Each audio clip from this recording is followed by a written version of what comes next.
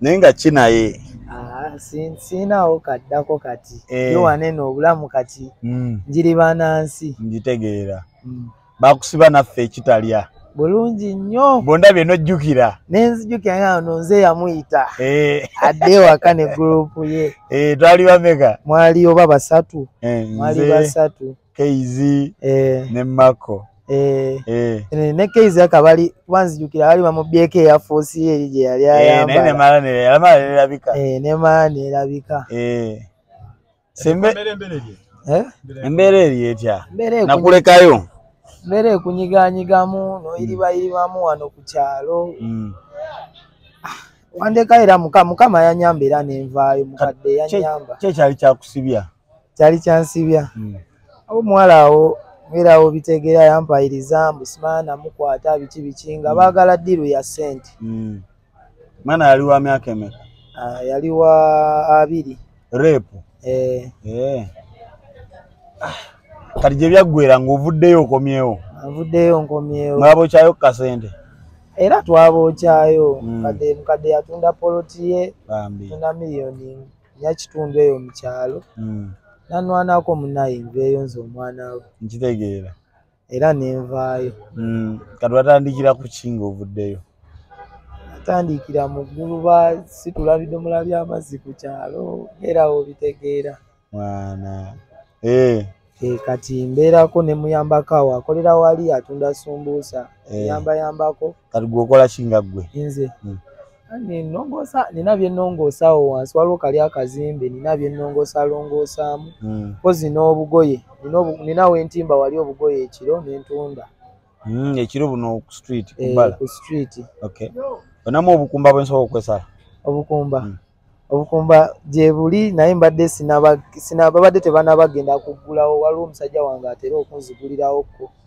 Twavuddeyo naye mu kusuubula ne tuziteeka wali eri wansi ziri wali eri ku kizimbe. Kati ekiro era nga omanyi abakesisi oba tolina teekawo ate bajje babitwale. Kati otimbatimbakawo ku bibaati by'ekkubo n'otunda mpola mpola. Nenge embeera y'ekkomera yo eKitalya eKitalya erabira mukomera jukya twali naawe wadi 6 kyenasinga ekyasinga okunkaluubirizaamu bali abasajja abakulembera basibe banno ba RP banange bakuba kibo bawodirida nga tolina bukulembeze wanze ekyanyamba nali mujagujagu nenfuna obukulembeze bw'okuyita abantu. Ne bali bakuba kibooko n'emmere gye tulya yennyini ekibulooka yali ekibulooka ekyo boy ekibulooka olaba kyacu w'enkoko bakuba kawunga bakuba kasooli n'ekikongoliro kyako kyekibulooka kye twogerako gwe tebakusibangako baaba kati ekyo ekibulooka n'ekijanjaalo nga kya bulaaka. Bakuba ebijanjaalo bina mu supu. Mpozi ekirala ekigaali ekiro okwebaka. Kati olina engeri gye weebakamu ng'oli bwoti. N'empala yambadde y'amagye simanyi lwaki. Eno shooti ogiraba Justin gyambaliddeko ku gundi y'amagye naye shooti si mpale nti emalayo nti ekigaali kyabanga kitya weebaka bwoti. Omulala omutwe ne gubeera eri amagulu ne gakubeera osula owunyiriza ebigere bya munno. Weebaka bwati gwe weebaka bwoti. Kagongo. Sebatuwa emifaliso. Affe tetwasako mugali batuwa emifaliso nga inchi tewali. Sina inchi emu naye inchi 0. Nga babupanga nga bali wava eKitalya bobutambula butya era kiki weetaaga business ya sente mmeka? Business yange capital mitwalo nga 15. Suula n'ebikadde byennyini bye tusuubula abantu bye baagala nabyo era babitugobyeko. Engoye empya tezitambula. Za bbeeyi okusuubula zaaki bagamba okunyigirizibwa kungi. Kati gwe muli olabanga emitwalo 15 oba ogifuna. Obulamu bwa buteredde. Oli gyalina gyakozesa. Oli gyenkozesa nga capital awo mukama wakuyamba n'otundatundayo. Olunaku osobola okukolayo. Ofa kati saawa eno. Kulawa. Bikunyigirizamu naye era ng'omusajja. Oba olina okuyiriba.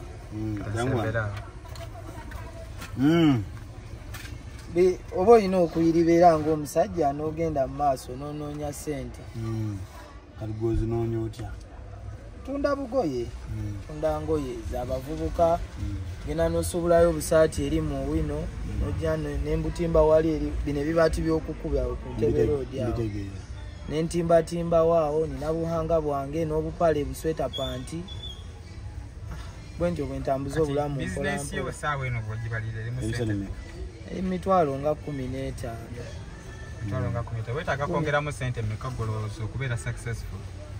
Badde ndowooza ku kyaku kale nga botiiki eyaddala nange nfuna ekifo kyange nsasule layisinsi baleme kuncunya kubeera waliwo abayitamu ekiro oli najja n'ayitamu n'akukwata n'akukyambuwa n'akugaawo waayo mpa kyompadde kitegeera ekizibu kyo kya botiiki nyinza okuba sijja gisobola naye at least basisobodde botiiki kuba abanalaba vidiyo eno ku peji y'omukulu wakko bayinza okwagala okuyamba. Omukulu ono batusiba naye eKitalya nze nasigaza omulimu ye mulimu gwe gwakyankalana munzikirize ntandike n'ekyendi nakyo wano kantandike nakyo 1 2 3 4 5 giri emitwalo 5 naye nange era sigenda kukola bwe ntyo naye kanyongereko kubanze naliko eruzira naye bakusiba naliko eruzira zino giri emitwalo 5 abatulaba ku nange siri bulungi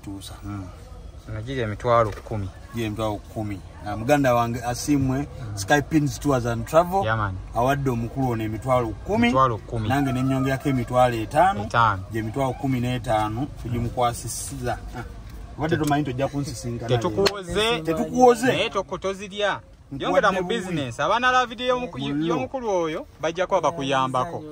So yapo ndalivinga mbadde nsaba abali mukundaba amaziga gampita mu mwana mbadde nsaba abali mukundaba sente zonna ze mugenda okusindika zigenda tuukira omukulu yegwani amanyagwa in fact temusindikira nze some namba yongo gisoma nnyo eri 07510 33 122 Giddemu 07510 33 122 enamba eyo eri ku mobile money ereta manya ki?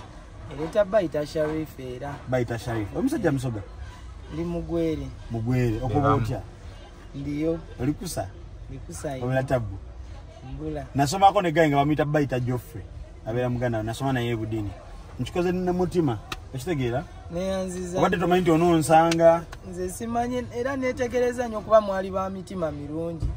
Kuba abantu abasinga batulabanga bubi naye we najjanga okubayita temweraga nga mukomera kuba ffe twatumibwanga basirikale bw'otaleeta muntu ezo zibamba okwo bw'otaleeta gwe bakutumye gwe olina okwetolola mu audio munoonya naye mwatuyamba era naffe mwinaye mwatuyambira kuba mukwano gwange yakuwaako ennamba nali nkola naye awo nze nakoma n'ennamba z'abaana bampandika ennamba ku papula nenzizinga bwenti nenziteeka mu box ano bwenti nenkomawo nga tebanda ate of course naye wali mu risk nange nali mu risk babakukwatako gwali musango guba musango nawe okwebaza muganda wange asimwe Skypins Tours and Travel mukama akumpeera omukisa mukama akumpeera omukisa ono asimwe Skypins Tours and Travel atambuza abantu abatwala bweru Canada okusingira ddala njagala nyambe osanga nange nafuna ku mbeera ennungi kitegeera ng'osanga nga nvudde kuba emirimu egye baagala olaba nina ekipapula kya senior 6 naye ne boogenda mu supermarket ne boogenda wa era ofuna okunyizibwa baagala kuwa mitwalo 15 kati okusinga okubeera eyo at least njiribamu wali engoye zange nemanya nti kangulube wali owezeza kapito wa mitwalo ago wa mitwalo asatu neyanziza tandikiraawo mu bbanga ttono obeere ku botiiki kale neyanziza nnyo neyanziza simayo bandiddamu okukusiŋŋana nsaba Mukama nyambe nziremu nkusange beniddamu okukusanga tomanya botiiki eyinza okuba egguddwawo bwegulanga botiiki oba olunaku lunaana ongambanga onoonyanga ngamba Brian nguziza ekisaati kino ate bwe olibanga okitunda mitwalo 2 nze okinguzanga mitwalo 5 neyanziza nnyo neyanziga era kati ngenda kuyiriba buyiribi inshallah nkwatireko sente zino zinviremu engoye ez'omugaso nange nfune at least nfune wentula nfune ekifo kyange. Amina babasiimwe manje Mukama Katonda akumpeera omukisa tubikomera mbi manje akumpeera omukisa baba Eddie because Eddie bansiba naye bakusiba of course but chokoledde omukulu ffenna twasigaza emirimu oyinza okuba watandikira mu struggle nze natandika mu struggle nze olw'amaanyi mu akasente okalinamu naye omukulu ono olabye embeera bamusiba bamuwayiriza ebyo tetubigenda munyukwayiriza okusanga byali bya kyonna kyekiri tewali buzibu kasaba nga yabimala byaggwa ne mullo baba Eddie weebale genda otandika obulamu muganda wange nze nkutadde neyanziza nnyo neyanze kale naye era Mukama nsaba wemba nkikubye ngenda kunoonya naye oŋambye omukulu oyo ngenda noonya nange ku page nange ntera obeera ku social media.